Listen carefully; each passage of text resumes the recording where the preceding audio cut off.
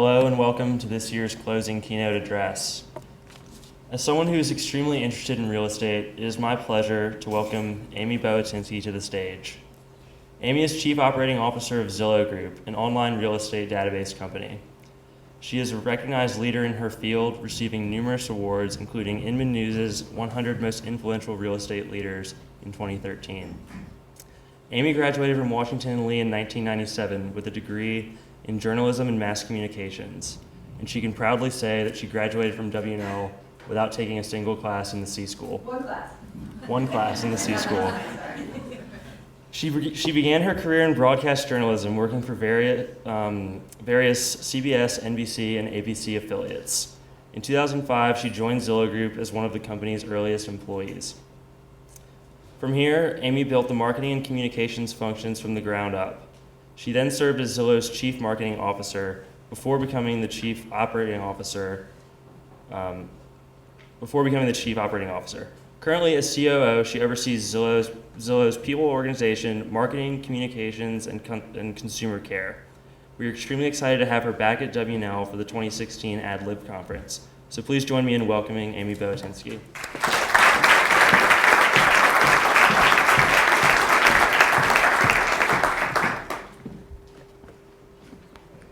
All right. Thank you for having me. It's so fun to be here. So 11 years ago was my first day working at Zillow. I had moved from San Francisco to Seattle with an amazing opportunity to be in on the ground floor of a new startup. We had a name, we had an idea, we did not yet have a product, and we had no audience. So it's my first day in the office. And the founder of Zillow, a man named Rich Barton, approached my desk. And Rich is a pretty amazing guy. A decade before, he had built and founded Expedia and grew it into the largest seller of travel in the world. He had since left, and this was his second coming, his second startup, Zillow. And he came to my desk, and he said, Amy, so I had started as a PR and marketing director. This was a decade ago. He said, Amy, I have a goal for you. By month 6, after we launch this website, I want you to be able to attract 1 million people per month to our website. 1 million people. And I paused for a second, thinking kind of, oh my God, that's a lot. And then he says, and you can't do any money doing it. You can't spend any money doing it. And he turns on his heel and he walked away. And my jaw just dropped. And I kept thinking, what on earth did I just get into? Moving all the way here from San Francisco, like that's impossible. That's never been done before. But Rich is an extraordinary entrepreneur, and he knows something, that if you set the goal high, it's amazing how people can rise to the occasion and the creative and scrappy things that they can do to achieve that big goal. So fast forward about 8 months from that day, February of 2006, and we launched Zillow onto the web. This is our first homepage, which looks very JV and childish today, but Zestimate values and more on 70 million homes. And that morning we launched, there was a big front page article on the Wall Street Journal, hundreds of other newspaper articles, hundreds of things in broadcast news, and the traffic started coming in. And we watched the logs and it kept coming in, so much so that by day 2, these were the headlines. We had so much traffic, we broke the whole site. We put it back up, we were able to recover, and by the 3rd day, we had our 1,000,000th visitor, and that first month, 500 people had visited Zillow.com. At the time, and as far as I can tell today, the largest website launch ever in history. Today, 150 million people use Zillow's websites and mobile apps every single month. We are the largest real estate media company in the world. Put another way, every month, 1 billion homes are viewed by people on Zillow's website and mobile apps. That comes out to 400 homes every single second of every single day. And today we're much more than just Zillow the brand. We're a portfolio of real estate, rental, and home-related brands under Zillow Group. So today, I'm going to tell you the story about how we did this over the past decade. In particular, how we built a brand and an audience with zero marketing spend the first 7 years. But weaved within this is my own story, woven within this is my own story of from when I walked out of W&L as a journalism major, intent on being a journalist and making a real difference in that field, to 19 years later today when I'm COO of a $5 billion company. And what took me there and the lessons I learned along the way.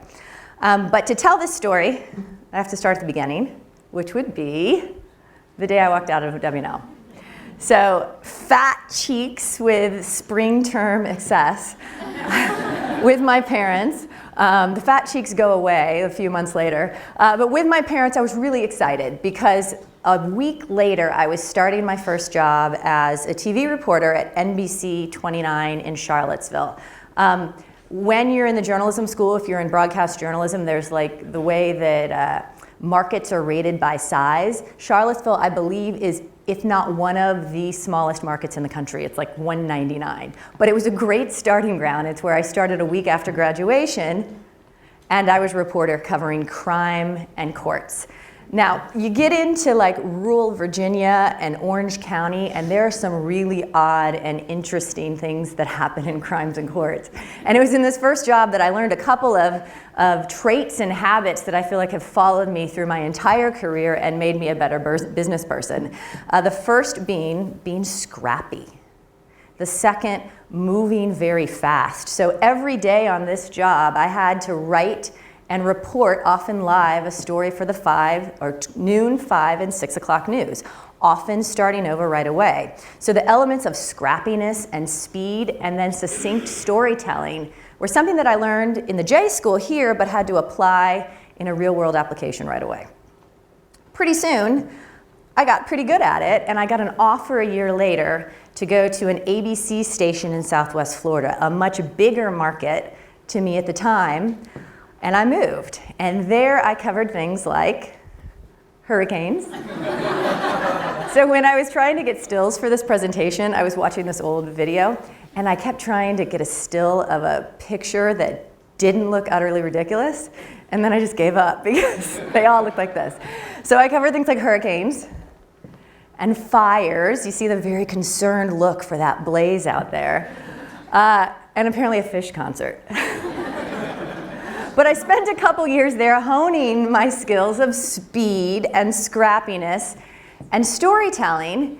And after a couple years, while I really loved the journalism, there were a couple of things that really started to bother me.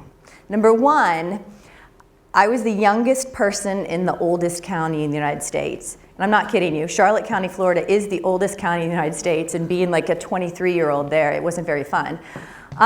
But also, things were starting to happen on the West Coast. There was a revolution starting to happen very far from where I was in Southwest Florida. And this was a revolution on the internet. It was 1999 and 2000. So at that time, you had Yahoo as the largest search engine, and this new fledgling 2-year-old company called Google claiming to have a better way to search. You had Expedia and Priceline for the first time allowing consumers to buy a plane ticket from Roanoke to New York for next week without picking up the phone and calling a travel agent. A real revolution in travel empowered by the internet. You had Amazon, which at the time had not yet turned a profit, but were selling books. You had eBay building their business really steadily, and you even had ideas like Pets.com, where somebody thought it was a really great revenue model to ship 20-pound bags of dog food across the country. Okay, spoiler alert, it wasn't. But you had a whole lot of revolution happening, and I felt like I was missing out. So when my contract was up with ABC in 2000, I said I'm going to throw caution to the wind. I'm still going to apply for journalism jobs, but at the same time, I'm going to send resumes out to PR agencies in San Francisco. And I came up with PR because I was like, I want to be a part of this internet thing, but I don't know, like being a journalist, what I can actually do. So there was an article in Business Week at the time that said the top 10 PR agencies for consumer internet companies, and so I sent a resume to every one. And I got a call from 4 of them because at that time they were so hot for hiring talent because all these new consumer internet companies were scaling up and they needed people to work. So I went out, interviewed, got a job. left journalism, and moved to San Francisco, which really started the next big chapter of my life. And it was there that I was able to take these skills, these scrappy, fast storytelling skills, and translate them into a marketing function, into PR for internet companies. And pretty soon, I started working for one of my clients, a new startup called Hotwire.com that was discount travel, and I started running PR for Hotwire. But I also was able to get in at the ground level and learn a lot about how a business and a brand are built. So exciting lessons in those times. They were high-flying lessons until a few years later. Okay, think about 2001, 2002. This is when it all started to burst and come down. And you had those companies like Pets.com who thought they could ship 20-pound bags of dog food across the country when really someone can just run down the street to the grocery store and get it more conveniently. You had these companies who had spent millions and millions of dollars advertising in the Super Bowl under the belief that if you spend the money, the audience will come, and once the audience comes, we'll figure out that revenue model. And it didn't work. So I was lucky enough to be within a company that survived, although we did have a round of layoffs in there that fortunately I wasn't a part of. But I had friends all over the city getting laid off, company after company falling under. And it was one of the first times I really saw, wow, like these companies don't know it all. And there was this falsity running around Silicon Valley that if you spend it, they will come. And that's something that kind of stuck in the back of my head. So we came out the end of that, and in 2005, I got a call from one of the co-founders of Hotwire who had since left, who had moved to Seattle and joined up with the founder of Expedia to start something called Zillow, to tackle real estate, revolutionize real estate in the internet age, because this was a space that had been relatively untouched. And that was something that was really exciting to me, so I packed my bags and I packed my car, and I moved to Seattle for this new opportunity. And that's where it takes me to this story that I started off with today about my first day at Zillow. And so I want to talk to you now about how we did that. How did we build a brand and an audience without spending any money? And what are the principles that drove us on that?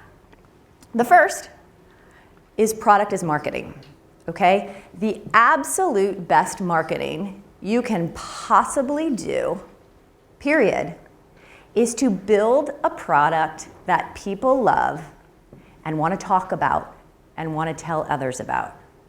Word of mouth is exceptionally powerful. So when we were building Zillow, we said, how do we build a product that resonates with people? Maybe is a little provocative, that's going to start people talking. Without an advertising budget, how do we put something viral into the product itself? And part of what we were doing in building Zillow was gathering and aggregating all of this data online about millions and millions of homes. Now this is data, simple data like bedrooms, bathrooms, square footage, prior sales that until then had been locked up at the county level in county courthouses, and we were exposing this data for the first time and putting it nationally. But then we said, what if we take that data and instead of just throwing the data on the website, we create something that's really fun and immersive and interactive, and hey, wouldn't it be provocative if we took that data and we stuck a value on the rooftop of every single home? Okay, so that's where the Zestimate came from. But understand that as much as this is a product decision, there was marketing behind it, in that how do we create a product that gets people talking over their back fences to neighbors, talking to other parents at the soccer games, that gets people a buzz about their homes.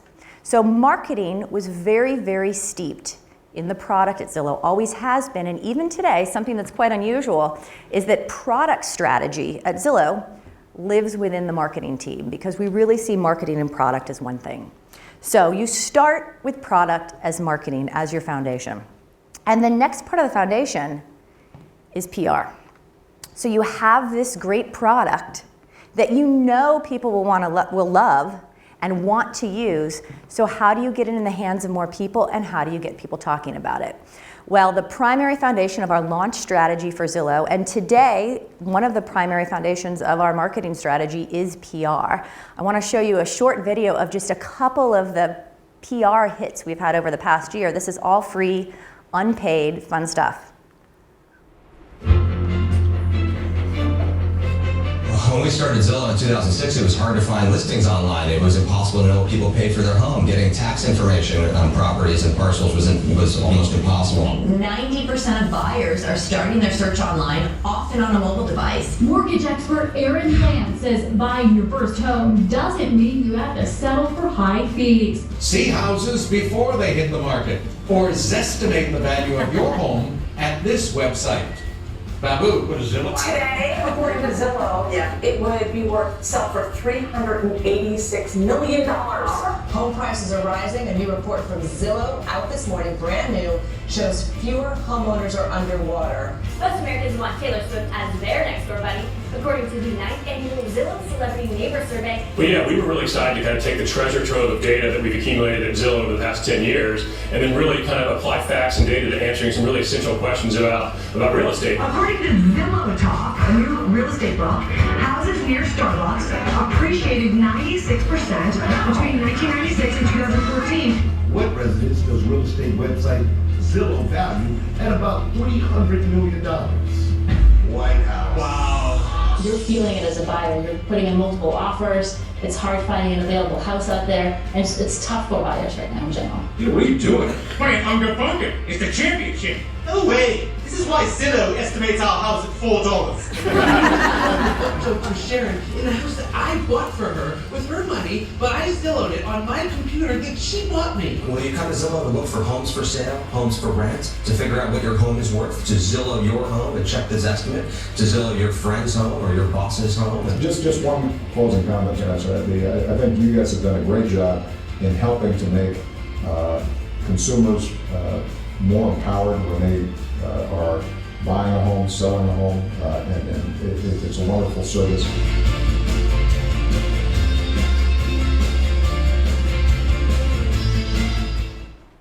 All right, I'll talk about that Obama event in a moment. You will notice we like to use Zillow as a verb, and that's intentional. But you'll also notice there was a lot of data woven throughout these PR stories. So hand in hand with our PR efforts is our Data and Analytics Bureau, which fuels a lot of these PR efforts. When we launched Zillow in 2006, it was the height of the housing boom. It was so exciting, and it's why millions of people flocked to our website at the time. It was so exciting to see what was happening on paper with your home's value. It was ravenous conversation in neighborhoods and coffee shops and over backyard fences. Well, what happened 18 months later, right? We fell into the largest housing recession of our lifetimes. It was no longer fun to talk about this is what my house is worth. When you received that monthly email from Zillow, it didn't say you gained $20,000 this month, it said you lost $30,000. And all of a sudden, this whole brand proposition that we had just launched a company on, and we had raised a lot of venture capital money behind, was not a fun thing to talk about anymore. So we had a conundrum. What do we do? What does Zillow as a brand mean in a housing downturn? And we thought about it, and we said, you know what? It means trust, because at the time, home values were deteriorating rapidly. However, you still had the National Association of Realtors on TV with commercials saying it's never been a better time to buy. The real estate industry was encouraging buyers to buy. But our data told us, you know what? For a lot of people, it's not a good time to buy. They should hold on to their homes. So we said, from a brand perspective, let's start telling people the truth.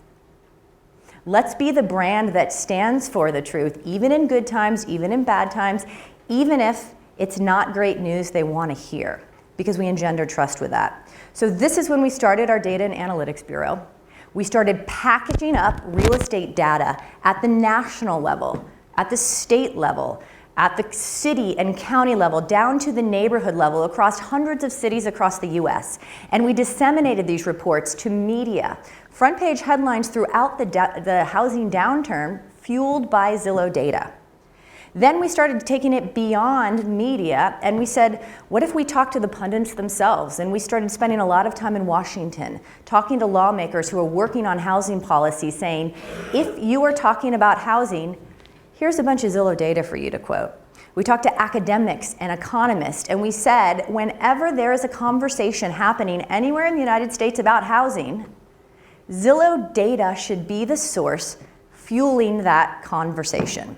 Our chief economist has testified in front of Congress multiple times on this. This is something we've taken very far. And it's something that started in a housing downturn. But throughout that downturn, Zillow's traffic and brand awareness grew and grew. But more importantly, what we engendered from consumers was trust, that Zillow is going to tell you the truth.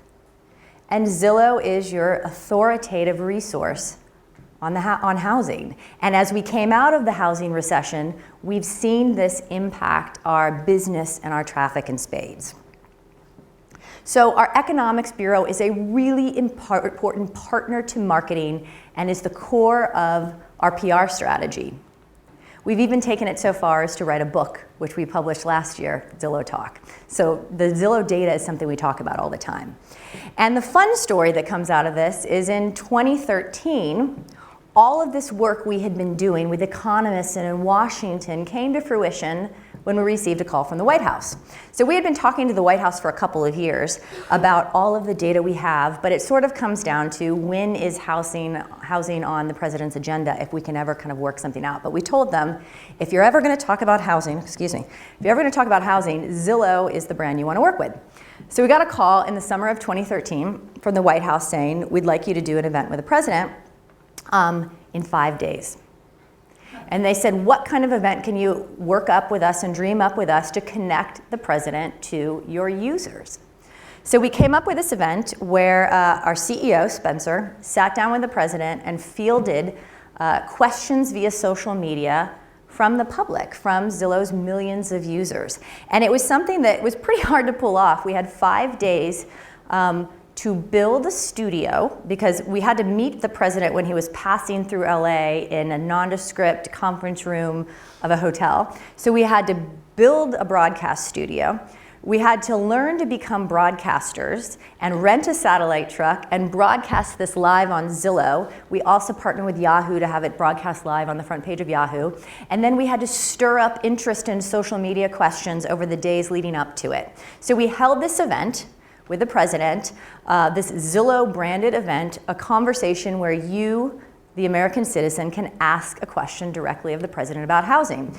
We held it, we broadcast it live over a couple of days, both live and replays. It had millions of viewers, and it had a social media reach of like 55 million people who either engaged with or read the posts. All of this, again, coming from PR, coming from data analysis, coming from this scrappy, fast-moving PR strategy that ultimately made its way to the president. And this was an unprecedented event in that it was the first time the White House had ever partnered with a consumer brand to speak directly with the people. There was no media intermediary, so it worked.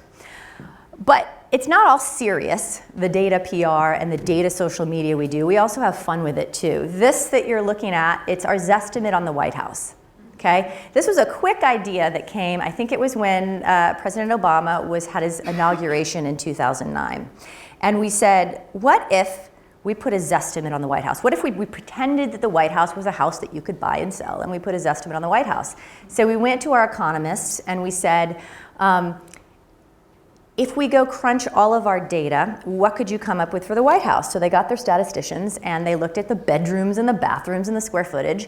And then they also looked at homes with historic meaning across the US, and they calculated how the historical value of the White House would impact. And they came up with something that looks like today we're just under $400 million. But the fun part of this was we also calculated it backwards. So we were able to then say, what happened to the value of the White House with various presidents, right? How could the housing market then be influenced by that? And how could the White House value be influenced by that? This is a value that changes on a daily basis based on what's happening in the DC market and other comps, and what's happening in the general economy. So this is the gift that keeps on giving. It was a quick idea. We were able to build it in a day or two. We rolled it out with a lot of press in early 2009.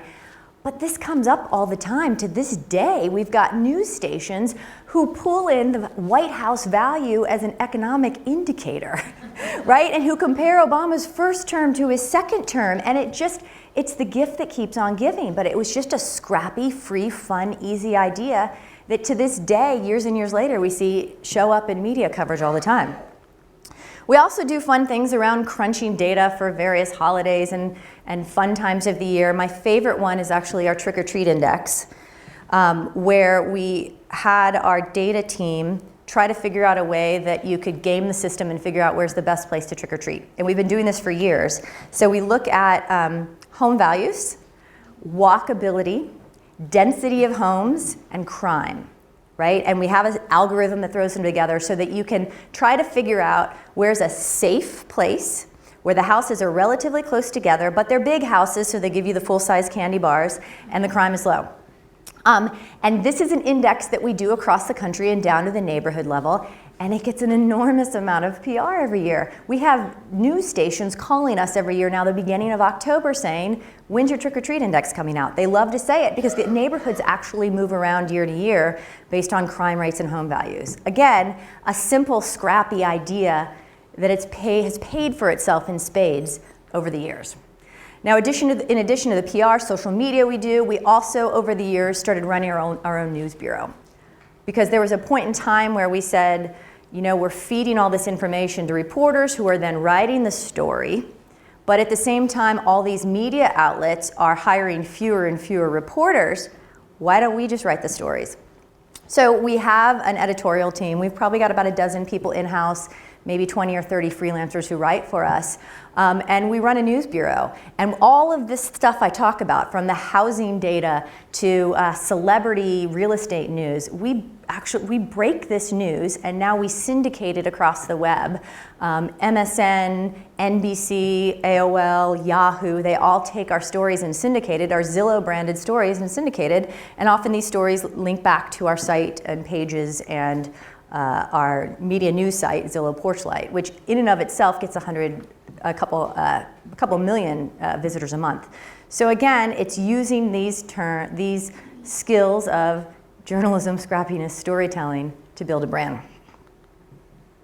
Now, that's how we built this during the first 7 years, and I would be remiss if I stopped there, because while this was a really successful story in building a brand and it got us to probably 50 million users a month, the reality is that in 2013, we started spending rather significantly on advertising, and today we're significant spenders. And I want to talk to you about why. So back in 2012, we were a public company, had about 50 million users a month. We had built a big brand. We were the largest real estate brand in the country. But when I looked at the data, there was still something that bothered me, okay? In the US, there's 235 million, approximately 235 million adults who are online. Of those, about 70% own a home, 29-ish% rent. So of that large population, even being the largest national brand in the country, 60% of people had never heard of us. When you went around to people in the country and you said, name a real estate related website or mobile app, 60% of people had never heard of us, and in fact, a full quarter could not name a single brand. And it was because this category that we had created 7 years before, was still in the life cycle of a category relatively new. There were a lot of people who weren't aware of Zillow or other names in the category.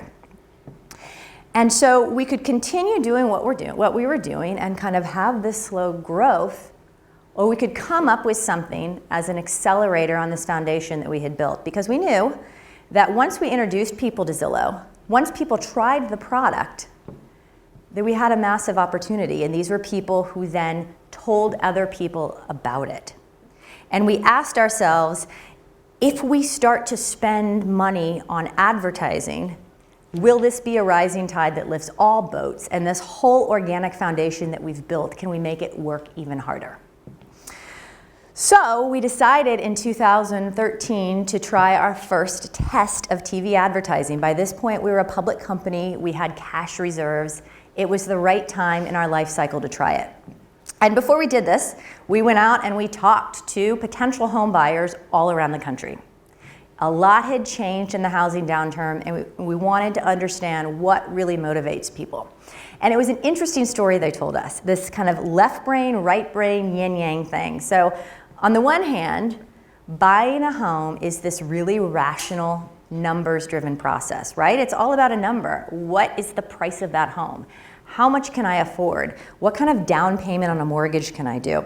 Can I negotiate, right? There's all these numbers running through people's heads, and it's a really important part of the process. However, home buyers aren't rational, right? There's also this very, very emotional part of the home shopping process, because this is where your life is going to happen. And the decision you make in buying a home has so much weighing on it. Where are my kids going to go to school? What's my commute going to be like to work, and what sort of an emotional toll is this going to take on me and my family? What sports teams will my kids play on? Who will our friends be? Where is our family going to go to pizza on Friday nights? Is my spouse going to be happy? There are all these big and weighty questions in this decision about buying a home. And it's really, really fraught with emotion for people. So when we said we're going to start TV advertising, it was important to us that we come up with something that did a couple of things. Number one, tell people the Zillow name, the Zillow brand, right? We wanted more brand awareness. We wanted more people to know about us. Show them the product so they understand how we can empower you in your home search. But also, and probably the most important part of this, tap into that emotional core.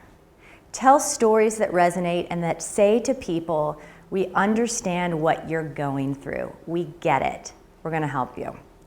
So in early 2013, we launched our first TV campaign called Find Your Way Home, and I'm going to show you a spot.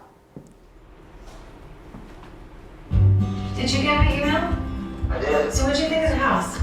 It's got a great kitchen, but did you see the school rating? Oh, you're right. Oh, hey babe, I gotta go. Okay, come here, sweetie. Say bye to Daddy. Bye, Daddy. Have a good day at school, okay? Okay.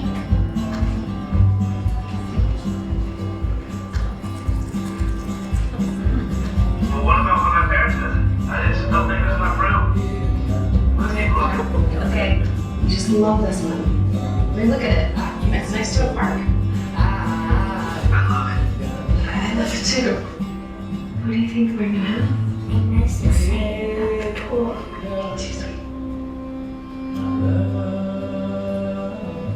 Here's my house.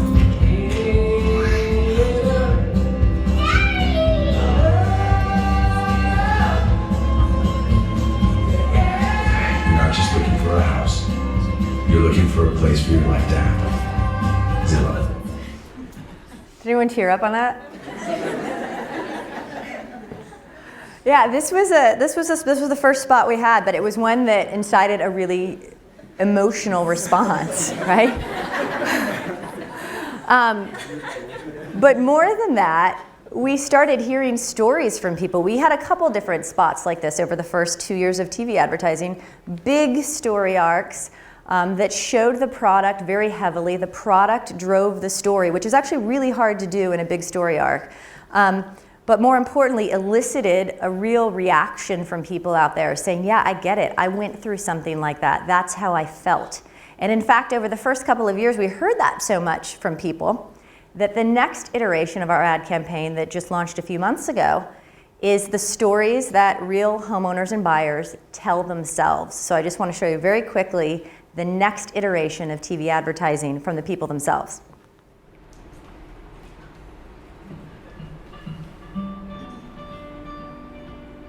I moved to Boston when I was 2.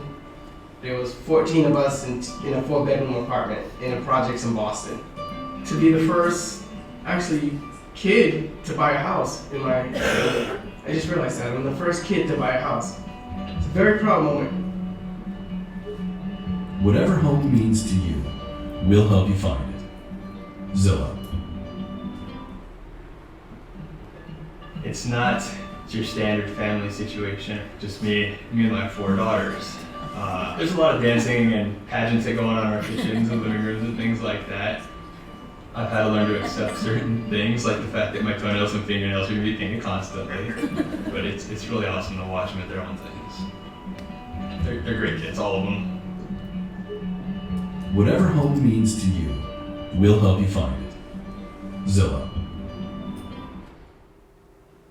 All right, so it's creative that we found really resonates with people, but more importantly, it's creative that worked. So when we started TV advertising in 2013, we had, I believe, 47 million people coming to Zillow every month. Today, it's over 150 million people that visit Zillow. Brand awareness tripled, total brand awareness now over 90%. Category share, which is the percent of all visits to all real estate websites and apps in the country, started at 1/3, so 30% of all category visits came to Zillow. Now over 60% come to Zillow.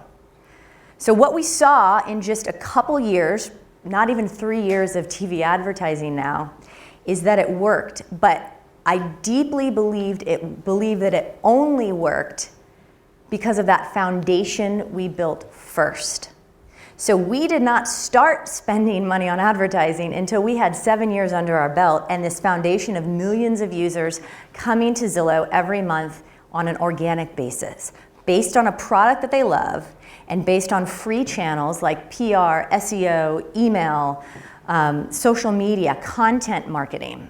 So that when we poured on the accelerator, or I'm using too many analogies here, when we started the advertising, it was a rising tide that lifted all the boats. Everything worked harder. More people opened those emails. When people saw Zillow in a newspaper article, more people visited the site because of it.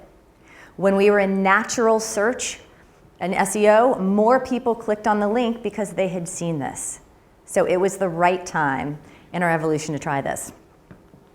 Now, I'm going to try to summarize all this because I've talked about a lot in here in things that you can take away, things that I've learned over the course of building Zillow, and things that I think you can take away in any really entrepreneurial or marketing situation. So first of all, product is king. I can't say it enough. The best marketing you can do is to build a great product. If your product is shit, I don't care how creative your marketing is going to be, it's not going to work. It may work for a moment, but it's not going to sustain itself. You have to have a great product, and as a marketer, you have to elbow your way into the room when product is being built and decisions are being made, because you're one of the most important voices in the room. Be scrappy, build the fire first. So an analogy I use sometimes on this is product. Let's say you want to build a big, huge fire, okay? Product is the wood and the kindling and the straw, and like you have to make the product really good, right? It has to be dry, it has to be the right age, it can't be rained on the night before. You have to have this really pristine base for a fire, okay? Then you get your PR and your free and organic channels, and that's your match you throw on it. It takes off. Now you have to tend it, right? You blow on it in places, you move things around, you tend this fire, you stay up all night so it doesn't go out when you're sleeping, but you tend it very carefully and you stay on top of it. And then one day you say, I want to turn this into a full-fledged forest fire, and you take an accelerator, which is advertising, and you throw it over the top and it takes off. If you only had the accelerator, you wouldn't have a fire. You have to start with the basics and the foundation of product, free channels, and then the advertising can work at its most effective way. And lastly, taken from my own experience, be the journalist, okay? Don't think like a journalist and be a storyteller. There's a lot of, or don't only do that. There's a lot of talk in marketing circles today about storytelling and effective storytelling.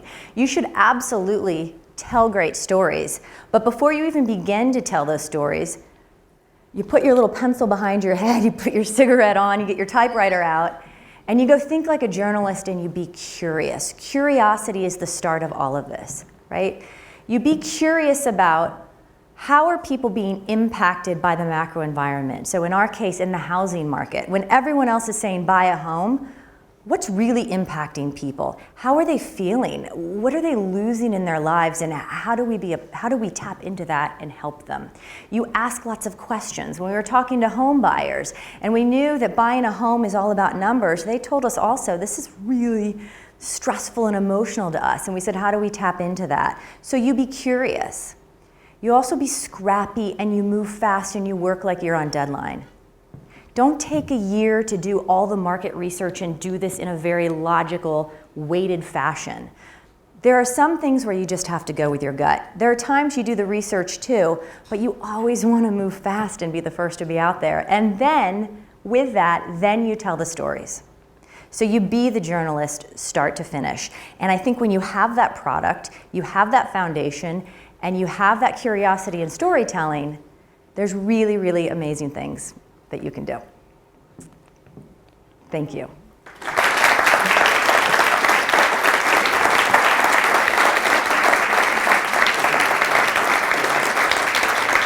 And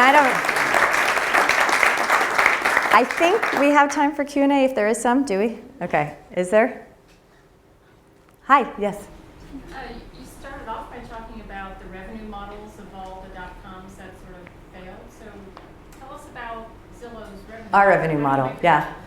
So our revenue model, we have a couple different things, but our primary revenue model is from individual real estate agents, what we call premier agents. And they buy advertising and exposure on Zillow on a zip code basis as a subscription. So we have hundreds of thousands of real estate agents who pay us as a premier agent.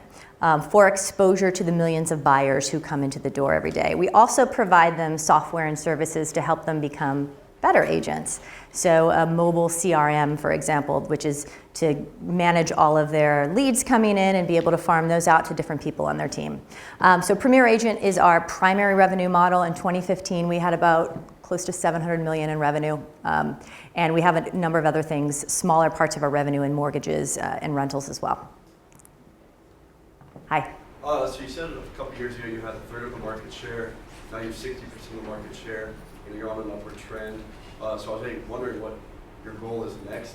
And also, are you all scared about being a monopoly? Because optimistically, that's what would happen. So it's, well, we want the other 40%. But, you know, the market so what I'm talking about there is home buyers, okay? And there's still a lot of open white space as far as home buyers who are not using Zillow or one of our other brands. So there's certainly opportunity to grow there.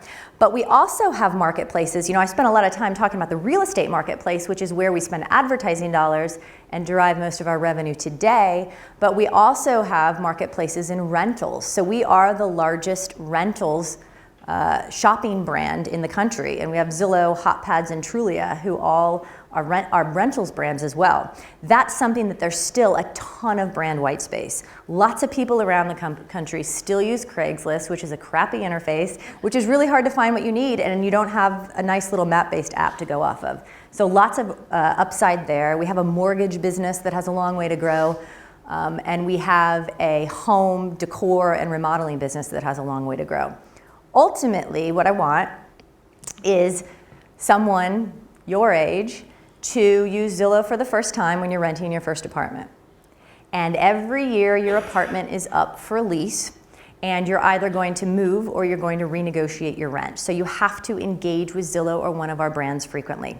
And then somewhere along the line, in a number of years, you're gonna start thinking about, should I buy a home? And things like, what can I afford? Where should I live? How do I do this? How do I obtain a mortgage? And you'll start interacting with our real estate brands and our mortgage marketplace. Eventually you buy the home, you get the mortgage. What's the first thing you do when you buy your home? You remodel it. 75% of people remodel their home in their first year. So you engage with Zillow Digs, which is our remodeling and home decor marketplace. Eventually you refinance that home, you buy a new one. The point is, there will be a reason for you to engage with one of our Zillow brands from the time you're 21 until you die. Today, most people engage with our Zillow brands approximately every 7 years when they're buying and selling a new home. So tons of upside there that we haven't even tapped into yet. Hi. Kind of a two-part question. So obviously at the start you said you focused a lot on driving the traffic to the website. But through all the great ideas of like the estimate on the White House and other things like that, how many of those decisions were actually yours? And if not, whose were they? And then the second part is, talk a bit more about the actual execution of those plans. Obviously you said you had a lot that went into it, but Zillow, of course, I think has a lot of resources. So how many people were actually part of executing? Great questions. So in the early days, my title was PR director, and all the marketing we did was PR. So in the early days, it was me. And then over time, as we became more successful, we grew a team. My career grew into CMO. So, the marketing we did the last couple years wasn't me. It was great people I hired. I have, strategy say and involved, but I have lots of great people who work for me. And then today as COO, marketing still reports up through me. I'm still involved in strategy and in feedback on process like creating the TV ads. But we've got a pretty big team of, Zillow, both on B2B and B2C, probably 200 people in marketing and consumer care. So lots of great people working for us today. Did you have a second part? I can't remember. Well, no, I mean, it kind of went hand in hand. I was wondering just kind of like who made the ultimate decisions to take the path in terms of the strategy and stuff like that. So the strategy of let's go spend money today now, I mean, that was a big decision that involved me, involved our CEO, our CFO, because we had not had a marketing budget to date, and we were saying we want to go big. And that first year we had a $40 million marketing budget. So we didn't ease into this, we went big.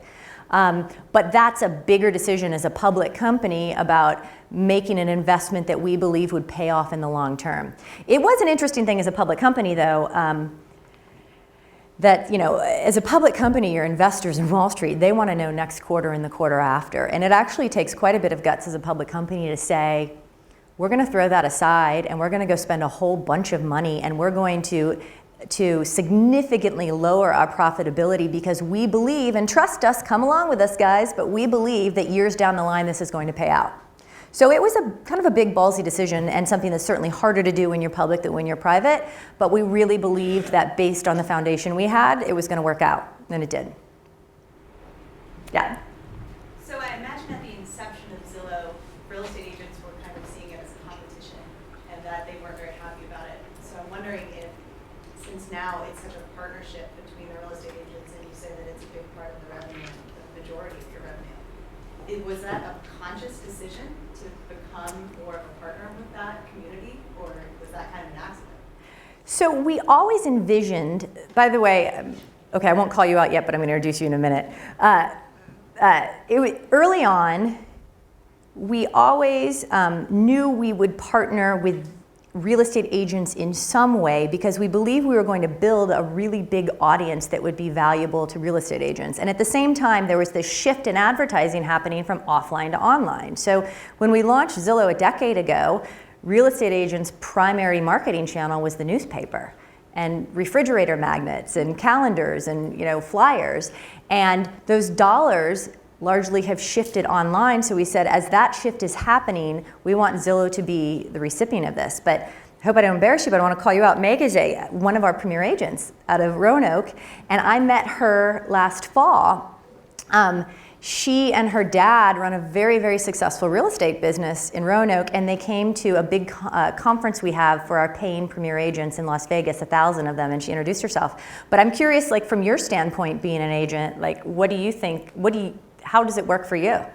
I think it's become the majority of, besides referrals, in the real estate business, the biggest thing you can do is word of mouth. And I think that's across all different companies and different industries. But Zillow is by far the second best way to get quality leads. And so it's become something that I think at the very beginning, my family's been in real estate basically their entire lives. But at the beginning, like I said, it was just competition.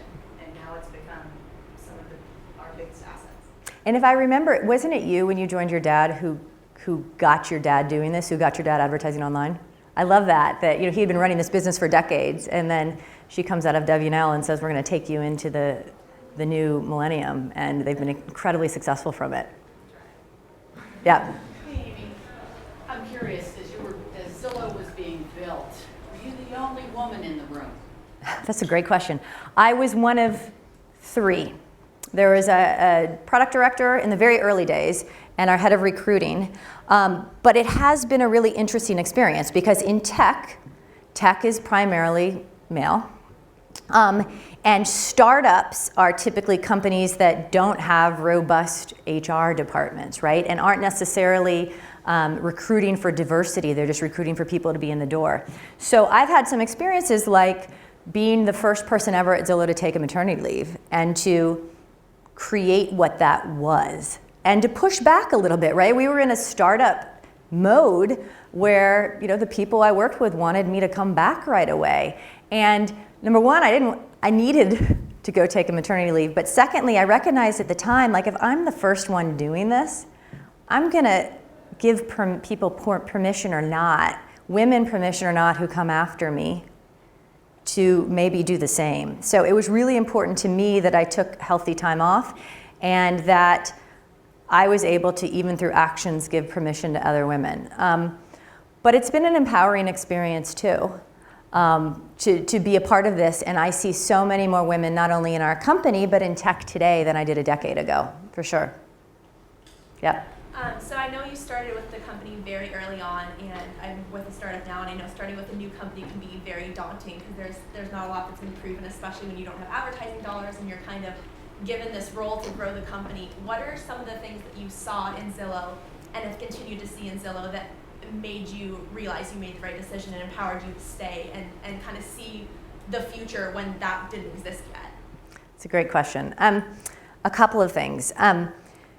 So Rich Barton, the founder of Zillow, who I talked about in the very beginning, who really is this extraordinarily wise entrepreneur, he has this saying he likes to say about taking big swings, and it's a baseball analogy, like that you come up to bat, you only have one chance at bat. There is the guaranteed bunt, right, where it doesn't take very much energy and it gets you to first base, but it guarantees you there. Or you can go up to the plate and you can just swing the crap out of it. There's a good chance you're gonna miss, but if you hit it in that sweet spot, there's a good chance you're gonna hit a home run. And he always says, take big swings. And that was something that impacted me very much in the beginning, even when he, dropped that first goal on me. It's like, okay, this is my chance. When am I ever gonna get a chance again to get in at the ground floor of the startup when it's a couple people? I'm just gonna go swing as big and as hard as I can. And that's something that I love, that philosophy, and it's something that culturally permeates our company and that we all try to spread. So that was something that I knew I like these people. Now, if you do that, though, one thing that's important in starting your own companies or being a part of companies, you have to also be okay with failure and just pick yourself up fast and go up to bat the next time. So you can't be a culture that demonizes failure, or no one's going to take big swings. Everyone's going to go for the bunt and the safe choice. But the fact that our company allows people to do that empowers us then to take these big swings and take big chances. So I love that. And then the other thing I really loved from our founders was this philosophy that if you take smart people and put them in just about any job, a really smart person and a really scrappy person is going to figure it out. So for me personally, what that's allowed me to do in my own career is have a career that instead of a ladder is a jungle gym that moves around like this, and I learn things along the way, and all along the way then become a much more rounded entrepreneur and executive. And there are certain people and certain leaders who are of that mindset, and I guess I would encourage all of you, when you're applying for jobs and you're meeting the people who you might report to, fish around for that. What kind of philosophies do they have? What kind of leader do they have? And do they believe in allowing people to take big swings and take chances?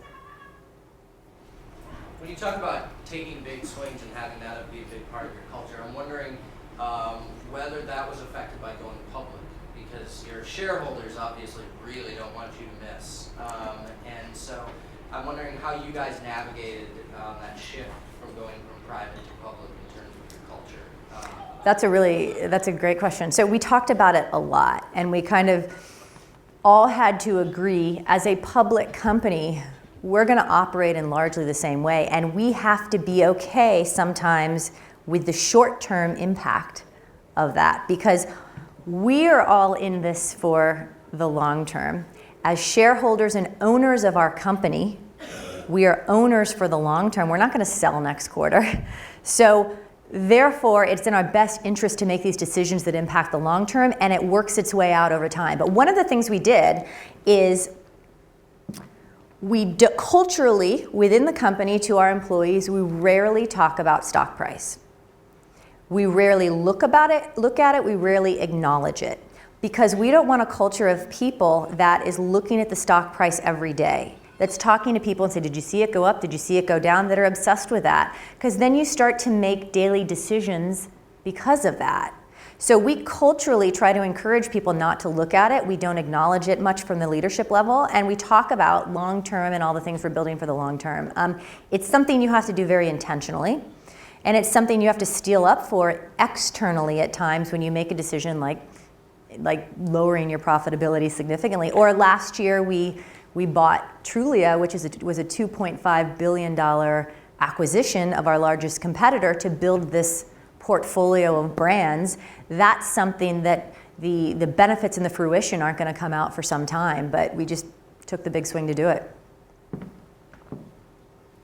Where do you guys see opportunities? Is it international growth, or even companies like Airbnb, for example, have had so much success? Is that an area where you guys can? So there's a lot of things we've tossed around over the years, and we toss around. There's commercial, international, other related categories like Airbnb, and we keep coming back to that the U.S. opportunity around all of these adjacent marketplaces we're building is so big. 200, hundreds of millions of Americans who live in homes, and so much revenue that's generated every year about people buying homes. Now we are doing things like foreign language versions of our site. So for example, Leju is the second largest real estate website in China. It's fully operated by Zillow, and it's basically a shelled version of Zillow. When you search US properties on Leju, you're searching Zillow, and it has the Zillow brand. So that's to capitalize on all of these Chinese investors who are buying up US properties along the West Coast, often in cash, sight unseen, and they need a great website to do that. And our premier agents along the West Coast absolutely love the Chinese buyers that come in through Zillow. So we're doing things like that, but there's still much more to bite off in the US just with our US business. And there's one behind you, yeah. Amy, could you speak to how the estimates are actually comprised of Yeah. components, or weighted about the heaviest coming out of estimate of the value of the property? Yep, so Zestimate calculation. So this is something that is actually really sophisticated and has gotten more sophisticated over the years. We've got hundreds of algorithms that vary depending on the house and location, but at its most basic model, we look at data we have for the home. So there's public data like bedrooms, bathrooms, square footage, lot size, prior sales, latitude and long that puts it, is it next to a lake or is it further than a lake, and all sorts of info like that. The other really sexy thing we have though is user inputted data. So, okay, I haven't said this number in a long time. Is it 90 million? 50s? Somewhere between 50 and 60 million, okay? Somewhere between 50 and 60 million homes in the US have been claimed and updated by either the owner of the home or a real estate agent who wants to sell the home. So for example, if public data says your home has 2 bedrooms, 3 bathrooms, but you did a remodel project and it actually now has 4 bedrooms, you can go claim your home on Zillow, update that information. Years and years of doing that, 50 to 60 million additional homes who have been updated by our community of users, and we have built this database of real estate information that cannot be replicated anywhere. So that data goes into this estimate, as well as all sorts of other, I guess, local economic trends. And nationwide, we calculate our median margin of error, which means a house sells on this day. Every single house that sells in the US, we look at this. A house sells on this day. The day before, what was the Zestimate, and what was the delta between those two numbers? Nationwide, our median margin of error is 8%, which is pretty darn good for never having walked into a home and seen the finishes or what's been remodeled. In some of our larger metro areas, it's even smaller than that. So they've gotten better over the years, but it's a pretty complex process. Yep.